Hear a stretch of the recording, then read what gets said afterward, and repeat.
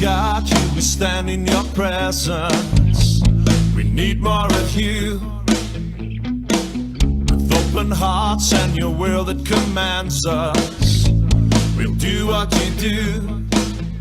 Do 1,000 fall at our right hand and 10,000 at our side. There is nothing that could shake us, 'cause in you we will abide.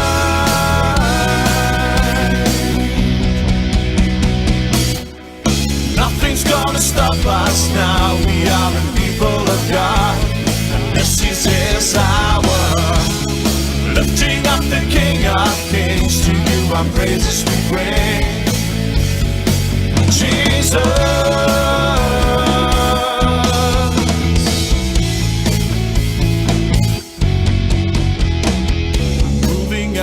A desert wasteland, crying out to you, holding on 'cause we promised people, we know your word is true. Though 1,000 fall at our right hand and 10,000 at our side, there is nothing that could shake us, 'cause in you we will abide.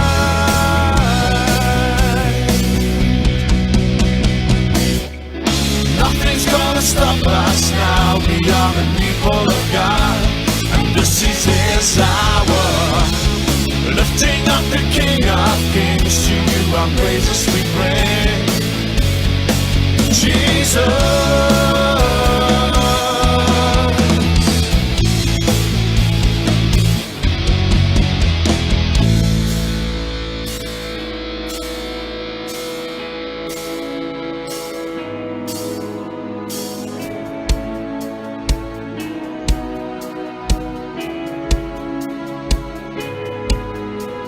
For all of the great things that you will do through us,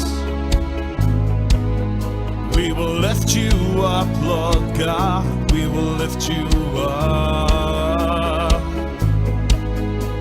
For all of the great things that you will do through us, we will lift you up, Lord God, we will lift you up. For all of the great things that you will do through us, we will lift you up, Lord God, we will lift you up. For all of the great things that you will do through us, we will lift you up, Lord God, we will lift you up.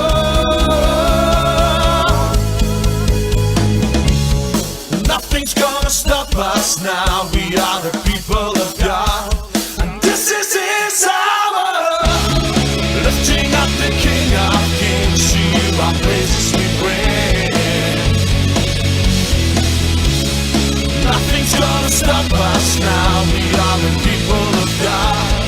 This is His hour. Lifting up the King of Kings, to you our praises we bring. Jesus.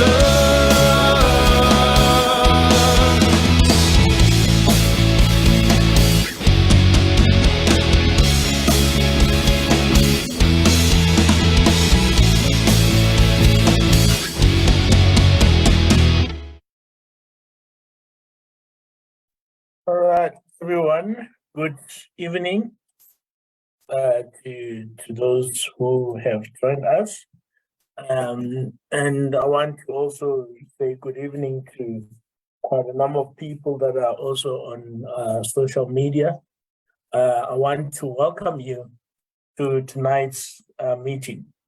Now, as you would have heard, So as you would have seen, the notice of the meeting is of a nature that this meeting is not a meeting that is going to be dictated, or I'm still going to obviously chair the meeting and lead the meeting, but I'm not going to lead the discussions of the meeting. You, the residents, are going to lead the discussions of the meeting. So with that, just before I officially open, let me make sure that we are definitely on even recording the conversation, as it is important to also just have a reflection as to what was discussed in today's meeting. Yeah, and just to go through a few, I can call it virtual rules. Usually it will be house rules in a normal settings, is that I would like to encourage you, where possible, to please make sure that you switch on your video, as well as give us your name when you speak.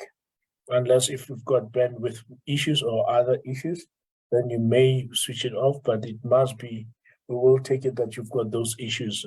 Hence, if you're on the Zoom platform, we please ask you that you remain muted until such time that you are expected to be speaking, so that there's no disturbance. And lastly, and it's not because we request that every every user that is on Zoom to please make sure that their devices are named correctly, so that it reflects your name. For example, mine is Thavha Maifala-Masebe, or Cllr Thavha Maifala-Masebe. So that when we speak, we know exactly who we are speaking to and who we are engaging with.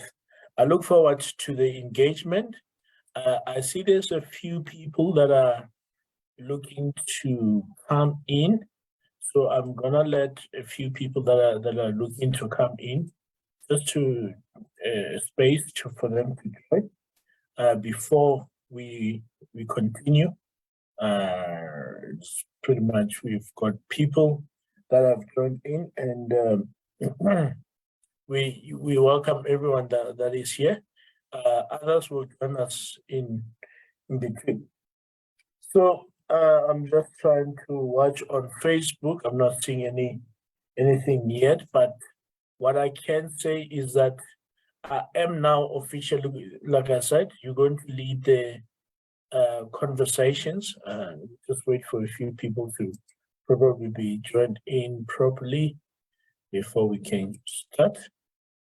And the reason why is basically because of the reasons that I've given, is that you're going to lead the conversations. So I am going to open for a discussion around whatever your issues is. You may raise your hand and you can have a go.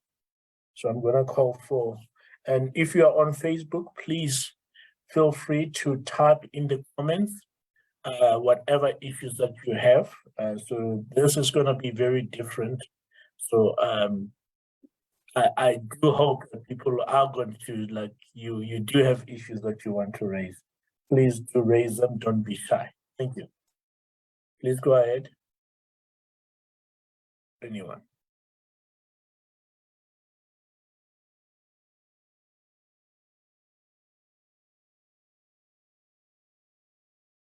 Yeah, I'm not sure if there's any people that have registered to come onto the meeting on the platform yet. So if you have, you can even raise those issues.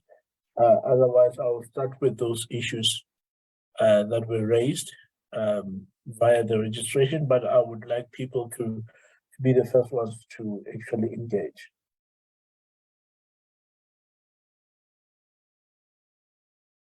Okay. I'm trying to check both on Facebook, nothing yet. Okay.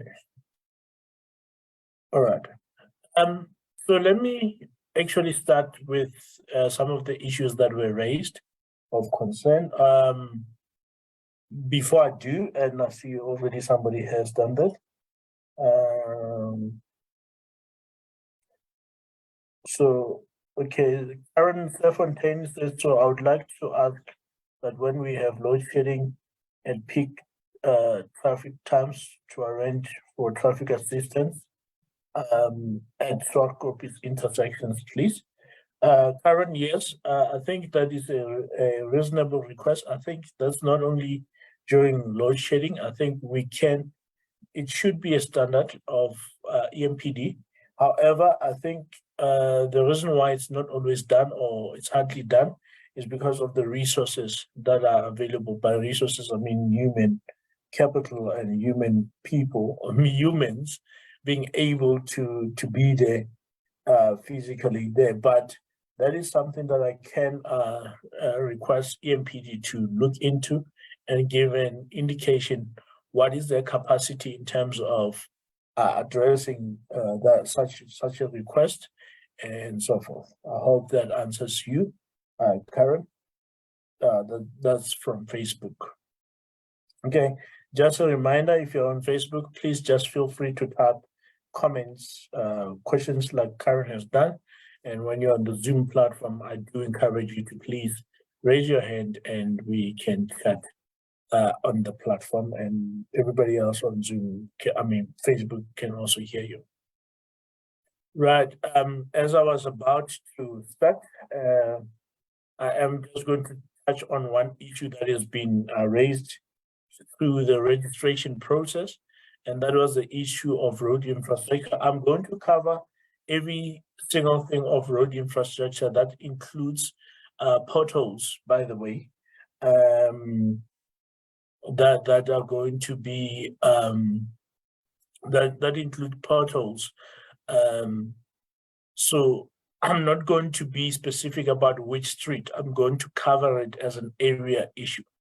So firstly, I just want to say that the city is under great financial constraints. So we asked, the city is looking to recover from that financial constraints. So things like potholes, let me start with potholes, being fixed on a regular basis will always be a challenge. I think most people would tell you that, in terms of fixing of potholes, one of the complaints has been that the whole thing about potholes not being fixed properly, that is a result of the financial constraints, because we use two different kinds of mixes. The department uses two different kinds of mixes. That is a hot mix, which is a preferred mix, and there's also obviously the cold mix.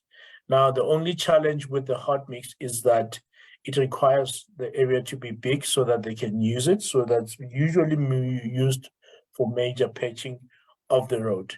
So hence you find that you usually they fill the potholes as a short interim solution, and the reason for that is really simple. Like, as I've said, in terms of the city's funds, they are constrained in terms of all over the area. So we try and stretch it as far as possible. So hence the cold mix is being used more often than the hot mix, even though the hot mix is the preferred way of fixing the potholes. Doesn't mean that the department does not have resources to fix the potholes. Or the expertise to fix the potholes. It means because of the resources or lack thereof that are available, it is taking longer. However, I'm not saying just leave it and not report it or continuously report it. What I'm saying is that let's continue to report it and follow up on it on a regular basis, because the more that follow-up is done, the better the chances of somebody, remembers that there's a problem at this particular street, so they will go or come to your street to come and address it. What we are trying to work towards, obviously, as council, from a council point of view, is to say, because we have constraints, we need obviously a plan, and that plan needs to obviously, seek to be as quick as possible whenever there are potholes. So there needs to be a plan that addresses issues as they are being reported. Even if the communication is to say, look, we're going to make it safe for now, and then at a later stage, we are going to repair it properly. Also understanding that the ask will then be that we then ask major routes to be prioritized first, because obviously of the more vehicle traffic that is likely to come onto the major routes.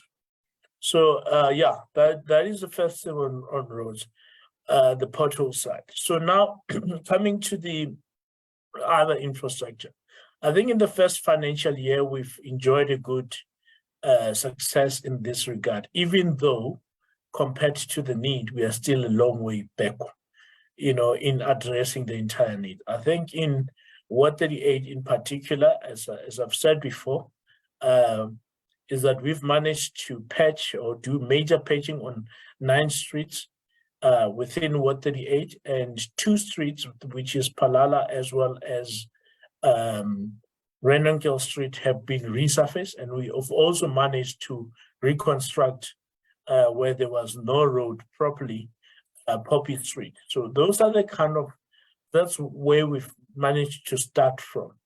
And in this financial year, there's promise and budget allocation for street signs to be improved. What I'm doing as a councillor is following up exactly where, so that I know exactly where that is going to be coming into play. So so that locations are important, and also how much budget is going to be allocated towards Ward 38 in terms of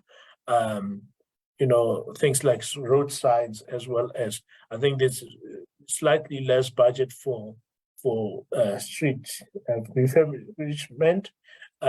So that is the area that we can also look at that. So in terms of the roads infrastructure, I think we are definitely on a trajectory that it might be slow, but we are on a trajectory that we seek to address it as soon as possible. And if I may just pause there before I go to other issues. Anna Fiocchi says that street groups, services groups, and groups to report crime. So Anna, I think the groups that you're talking about, any community member can do it. I think from my side as a ward councillor, I prefer to use the groups where I give feedback, where I give general information to the public. And my number is available. You've got the CPFs. The CPF have groups in various streets that they use to engage with the residents within that space.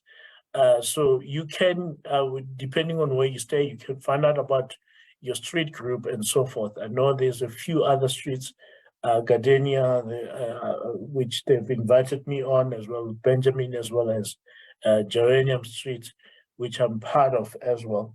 So, but I don't want to be too prescriptive to the community as to what they can have. I think the more community takes part, even out of themselves, and uses the initiative out of themselves to create such groups, I do encourage that.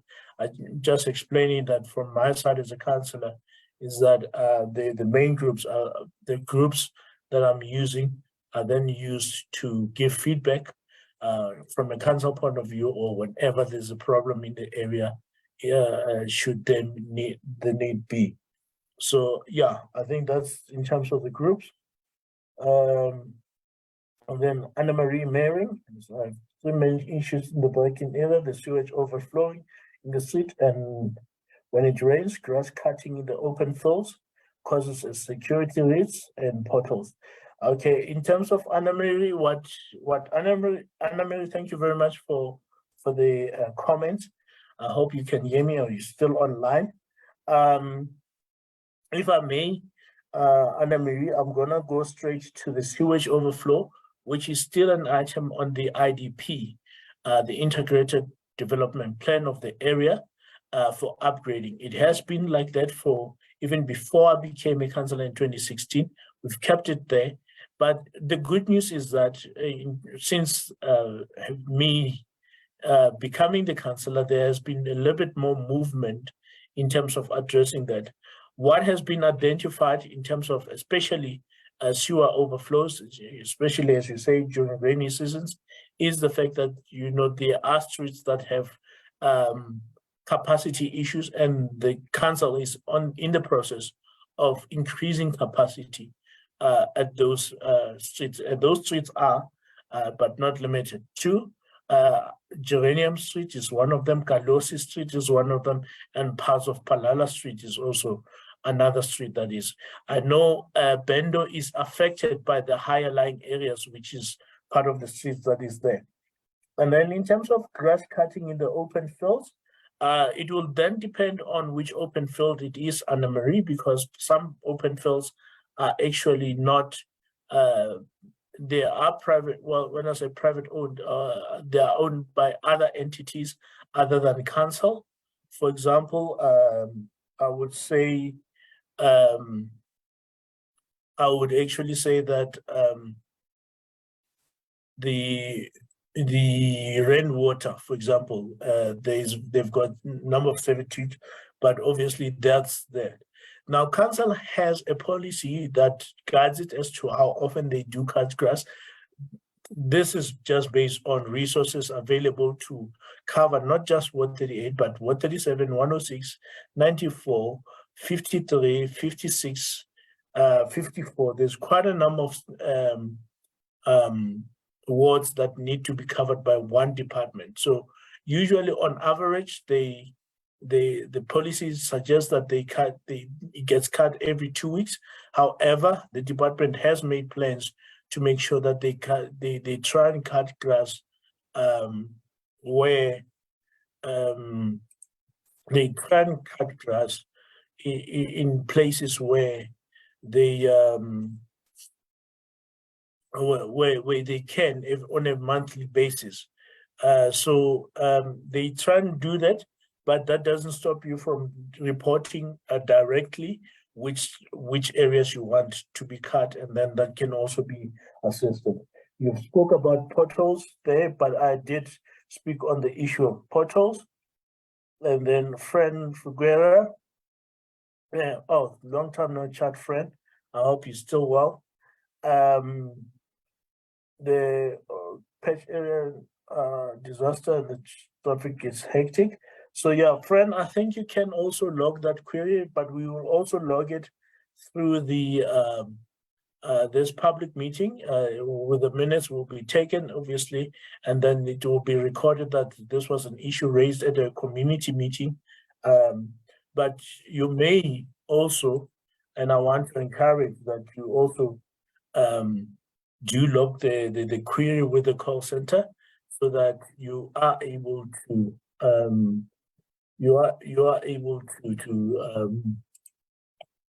have the issue attended to.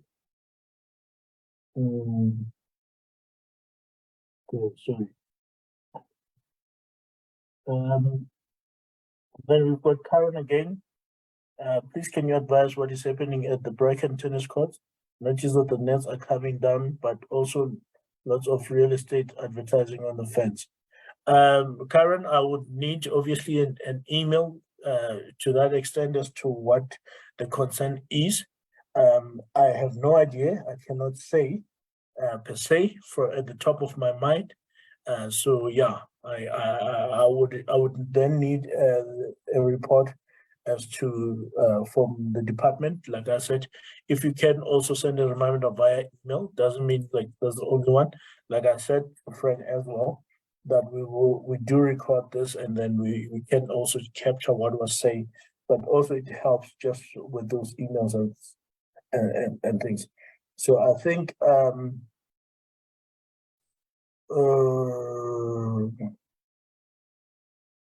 so I'm not sure, Anna Marie, if that was the other examples of where portals are.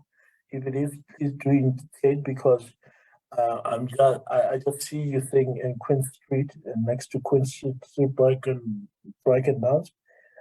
So if it is, or if it is relating to grass cutting that you've mentioned, please also indicate. Like I said, you can also send those issues through. And then friend says they have booked the call before on various occasions. Okay, so if the call was logged, friend, you're more than welcome to send an email as well with those reference numbers, and so that we can follow up what happened in those instances, how the issue was then addressed. Okay, I think I've spoken to everyone on Facebook. Is there anyone on the Zoom platform who would want to raise any issues before I touch on other aspects that I've identified on the registrations?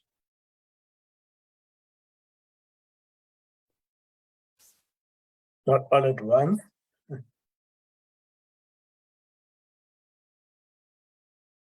Okay. All right. Without anyone having said anything, there was an issue raised, and I spoke to a gentleman, Hank Cllr, a few weeks back about the issue of streetlights in the area. He's driven around, and I've also reported those things, those streets as well. So what what I'm saying to you is that the streetlights, in terms of the streetlights, let's start there. In the previous, towards the end of June, obviously there was no budget. I think now the budget should be kicking in, and the budget should be starting to be available, because we have started with a new financial year in July, from the 1st of July. That's when it's kicked in. So we should have new budget. What I have done though is that I have written to the office of the MMC for Energy and Water and Sanitation to give an indication as to, because what affects streetlights in reality is that usually it's a matter of vandalism, or or them breaking regularly. So those two are the aspects that affect streetlights, mostly vandalism, because of the criminals require or need certain of those copper. I don't know what is in there or what they look for from them, but that's one of the challenges that we face. However, in responding, not in responding, but in sending the MMC the request, I have asked that what is the department's plan to actually protect the infrastructure from regular vandalism or being broken by external factors. When I say external factors, by actually people breaking these streetlights. So the reason why I'm saying this is because I believe that council has to have a plan to limit the amount of times that the streetlights are being broken or are being vandalized. The reason for that is because we do not have a lot of budget even allocated for streetlight. So we want to be in a position where we stretch the budget of the streetlights for as far as possible, but that will obviously require the department having a plan. What measures are they putting in place to make sure that they cut down on vandalism, to make sure that they've got systems in place that where there's vandalism, they pick it up and they act upon it together with EMPD and so forth. So that is where I'm speaking to. Anna Marie, yeah, Queen Street grass cutting, yeah, sure. I've noted that. We will capture it also on the minutes for this meeting. But like as I've said, I would also want to include the fact that you may also be. So in terms of sewer, Anna Marie, I did um, did I did request that even though we have an infrastructure issue, so wherever there's incidents around the sewer at a particular time, let it please be reported on a regular basis. There's no better way. I know it's frustrating to keep reporting the same problem over and over again, but there is, as I've said, movement around the issue of um, what's the sewer infrastructure needing upgrading. But also just on the sewer infrastructure, I must also stress out that there are times whereby we have residents who actually throw foreign objects through the sewer lines. That's the first thing. Secondly, especially during the rain times, there are certain houses which are directing rainwater into the sewer lines. So obviously that causes a problem. So I want to implore residents that please just check with how your house is. It might not be you that implemented that system, but just check that rainwater. There's no way that rainwater can go into the sewer lines. I have seen photos where how that can be possible. And secondly, like I think let's also just check that wherever we make sure that we don't clog up the sewer system, because unfortunately in Bracken Downs, especially Bracken Downs area, because of the nature of the farm area that it was, we have manholes within people's yards, so that causes a big problem. Okay, so yeah, Karen, I think when you see such things, please also do report. But I do take note of that, the Delphinium Street, so that it can be reported and be addressed as well, so that we make sure that all of these sewer issues are being addressed. So I'll give you a practical example. If you see something, and this is a practical example that I use myself, and let's say I'm driving past an area where I see a problem, might not necessarily stop, and might not necessarily even make a call. But what I'm able to do is quickly go onto the app and use the app to log the call through that. Okay. Let me just quickly say, I'm gonna take Tepiso. Tepiso now drop off. I did see you. I'm gonna take you just after there's 2 people from Facebook. I do apologize. When we report, is there any way of having it escalated? I've seen people say certain things have been reported on many occasions. So yeah, Anna, look, the thing is, if you want anything to be escalated, when we escalate something, I must be clear on this, is that what is it that you're escalating? If you're escalating the problem, it will obviously be referred to the department once again. But when we are escalating, I need an email be written to say the department has not responded in a certain period of time. Then I know I'm not necessarily, yes, I'm dealing with the problem, but I'm also dealing with the behavior of the department not responding at a certain time. The reason why I say email is because that is a formal way of complaint. That is a formal complaint. Formal complaints are only captured on email. I know it's very convenient to also send a quick WhatsApp, but formal complaints are generally sent via email. In fact, they should be sent via email, not just generally. So if you can, where you have a case, you must make sure that you send an email. Just on that issue, I just want to make it very clear. I think based on WhatsApp, I know WhatsApp is very quick, convenient, and moves very quickly from your side. But I just want to ask residents that if you can please, as far as possible, let's use WhatsApp only in a case where there's electricity outage, or preferably an area outage for quite a considerable time. If it is your single household, you can use WhatsApp for that, because obviously you need electricity at that moment. And then obviously if it's no water issues in the area, generally we can find out after 4 hours if maybe there's a part that's not being repaired within the 4 hours that they usually take, first 4 hours basically. And yeah, those, and the sewer, because obviously of the health. But I do ask that if you send the sewer request via WhatsApp, or for anything to be referred to the chief engineer, that it be, if you want it, let's say you've just logged the call now, and you want to raise it now, you need to say why it's an urgent matter, because the department does get calls. The logged calls are reflected on the department's side the moment that you log them. So let's try and assist this either in there. Every other thing can obviously, including streetlights, can be sent via email. If you can maybe do that. The terminal by the police station.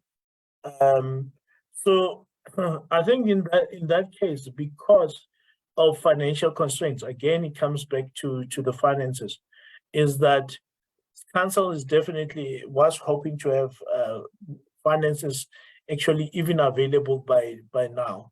In fact, it should have been demolished by now. When I say by now, I mean this time of the month in July.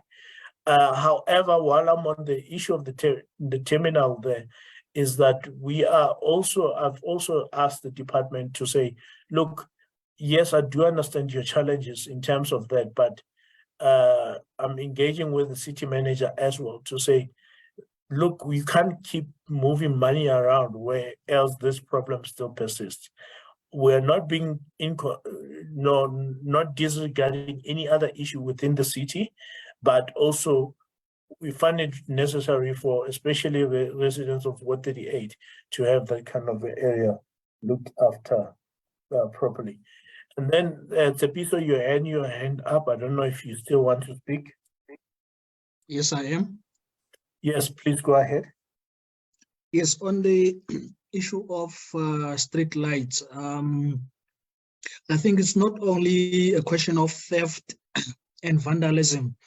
I think, to be specific, in our street, in Assegai Street, we only have one street light on, and we've been reporting these street lights because I think it's a matter of replacing luminaries or globes, and that's it, so that the street can be on. It's not a question of vandalism or theft.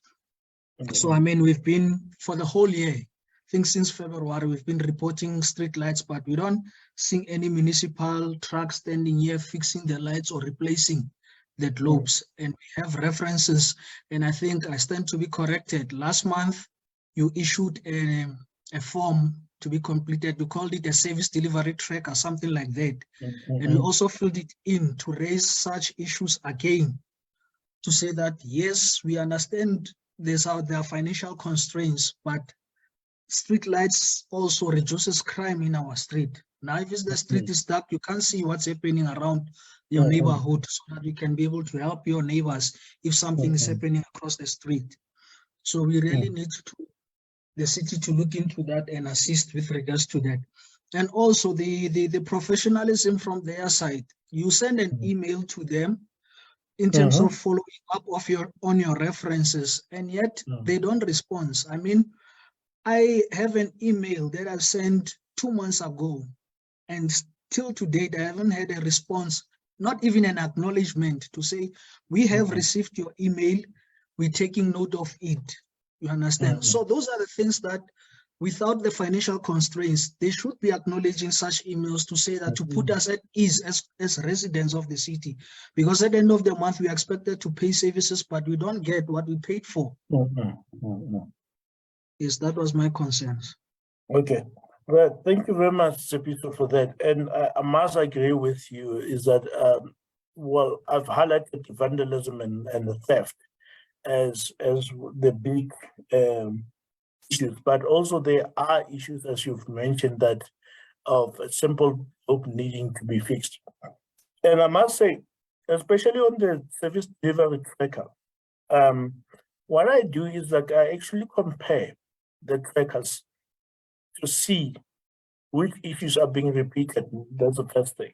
Secondly, when I send it through to the departments to say, look, I've, like, as you said, with the service delivery tracker, you've sent it, I've also sent it a number of times, as well as on the tracker. So it's being reported 3 times.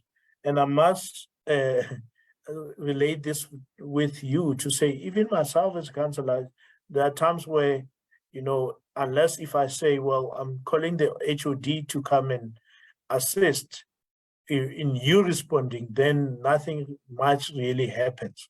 So, and I don't always want to do that, because I think HODs are dealing with obviously other strategic aspects of their department. You don't always want to call them on just because somebody is not doing their basic job. So I must agree with you. However, like as I said, even the issue of globes, because I said clearly, surely you should be able to get a quick globe to repair streetlights. Unfortunately, through somebody's wisdom or lack of wisdom, depending on how you see it, they decided that they want to cancel to work on a tender system for literally every single thing. When I say for literally every single thing, I mean every single aspect. You need a globe, and if the globes are not available in the stores just to pick up, it's a matter of like it has to go on tender. So things like that should be literally, somebody in the department should be able to say, okay, I need globes, I need to go quickly. They used to be able to do that until somebody's wisdom, you know, or lack of wisdom came into play. So unfortunately, those are the kind of things that we also have to deal with, and we also have to address from time to time to say, hey, hang on, we must actually also get to a point where we are being wise in how we manage our systems. So I cannot agree anymore with you when you mentioned the issue of safety. In fact, I was speaking to a colleague of mine. I said, look, the reality is that challenges or problems are relative. In Ward 38, yes, streetlight is the biggest issue.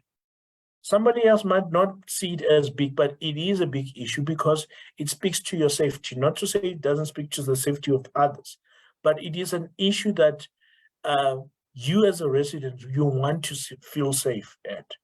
And that's the first thing that we have to work on, to making sure that the residents that live, and the street light is a basic safety measurement that we can use, even though, yes, in terms of having them is not the primary function for them, but it does actually play a role in making sure that the residents are safe. So I'm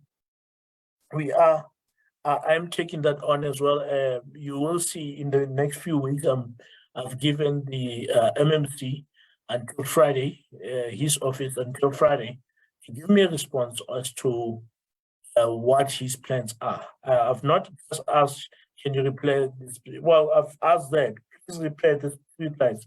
But at the same time, I said, we need a way forward where we don't always complain about things week in and week out for 2 months or even more in certain cases.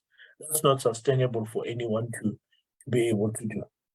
I thank you for that. Is there any other issues, if I may ask the residents? And I see there's nothing on Facebook. Right. Okay. If there is nothing, I'm going to, before I go, what I am going to do is I'm going to make a few announcements. Basically, one announcement is that on the 8th of August, there will be the by-election for ward committee vacancies, so that will be there. And the application is still open. I'll post on the group once again, just as a reminder that what committee by-election is taking place, and how to get hold of that opportunity if you want to be a member of the ward committee. I think Watu has just in the nick of time. Watu, go ahead. No, thank you very much, Honorable Councillor, and good evening, colleagues in the call, or neighbors in the call. I thought I must raise this point, which has to do with service delivery. I may not have recorded or phoned the municipality about it, but just in front of Orion Primary School, I think there are a lot of potholes there in there. I think I'm not sure whether the school may have reported that, but I think it's they are massive. I think they need to be attended to. If it's something that is in your service delivery tracker, that's fine. But I just take opportunity because it's for the first time I join your engagement, and I welcome this type of engagement. They're important. Thank you very much. Thank you very much, Mwako, and for your input. Yes, we have recorded it through this meeting through another resident who lives not far from Orion. But I did also say to the resident that they can also log a call there as well. What, did you want to come back, or was that a mistake in raising the hand? No, I was lowering the down the Okay, hand. all right. No problem. Thank you very much. So yeah, those are the things that, and I did speak thoroughly to that. Again, residents, what I'm going to say, I know I'm speaking to the converted or the people that have seen majority of this meeting or have been part of the majority of this meeting. This meeting will still be on the Facebook platform and will also be posted on the YouTube platform, where you can still go back. You might not be able to engage live because it will not be live anymore, but you will be able to receive. Yeah, Sandra, I think I should have raised your hand. Like I've always, fortunately, there's not much going on now. You say on upgrading electricity meters. I'm gonna ask you to speak, unmute and speak to that issue, exactly what you want to understand, or what you would like to ask. Sandra, please go ahead.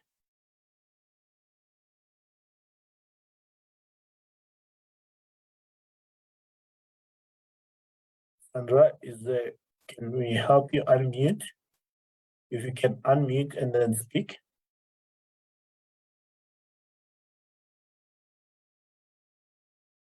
Okay, I'm just not sure what the updates are saying and what you would like to know regarding electricity meters.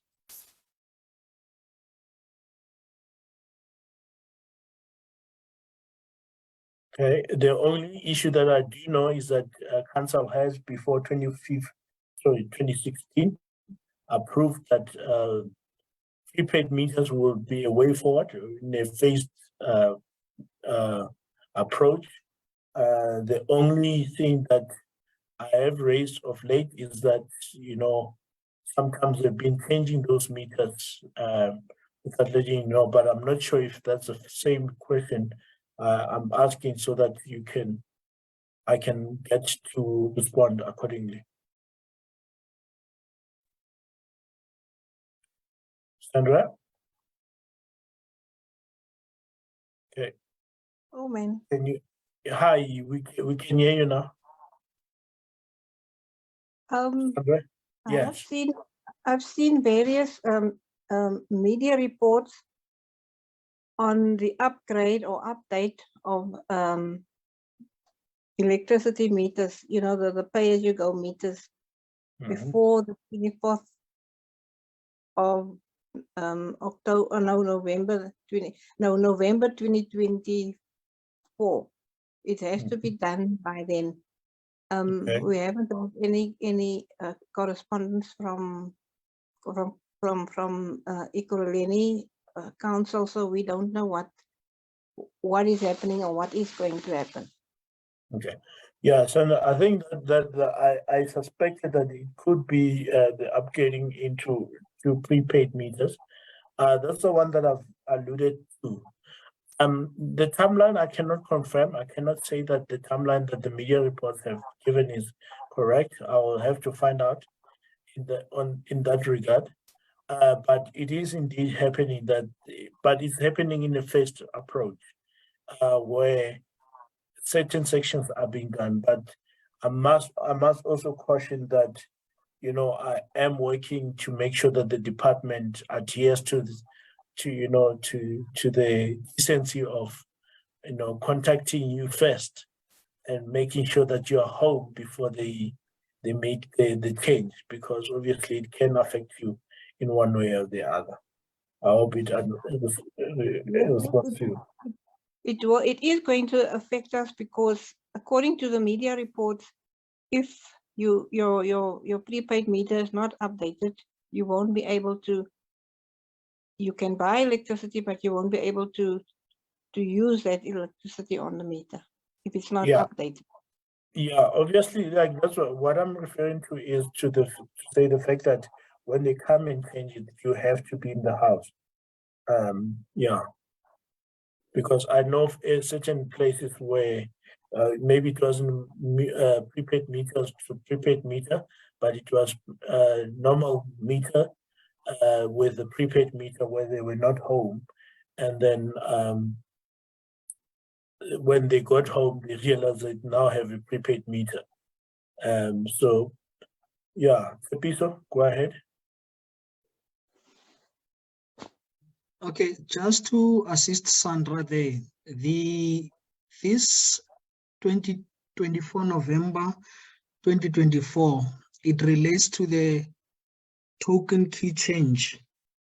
So they don't physically change your prepaid meter. What they do is the system upgrades itself, and now the municipality needs to upgrade their system. From now up until 2024, like they say, it's a phased approach. You're gonna get, when you buy your prepaid electricity, you're gonna get 3 tokens. It will be on your same slip. It's gonna be token 1, token 2, and your credit token. Let's say you buy for 50 rand. That will be the last on that slip. What you do is you put them in that order. The first token, you put it into your meter and you press enter. You put in the second token, you press enter, and then you put on your credit token, which is the amount of electricity you've bought. And if you press enter and it takes the whole code, your meter has been updated. But in the cases where you put in those codes and your meter doesn't take them, it is then that you contact the municipality so that they can send the technician out to come and check your meter, and if possible, exchange it for the latest meter. It's an issue of software. Thank you.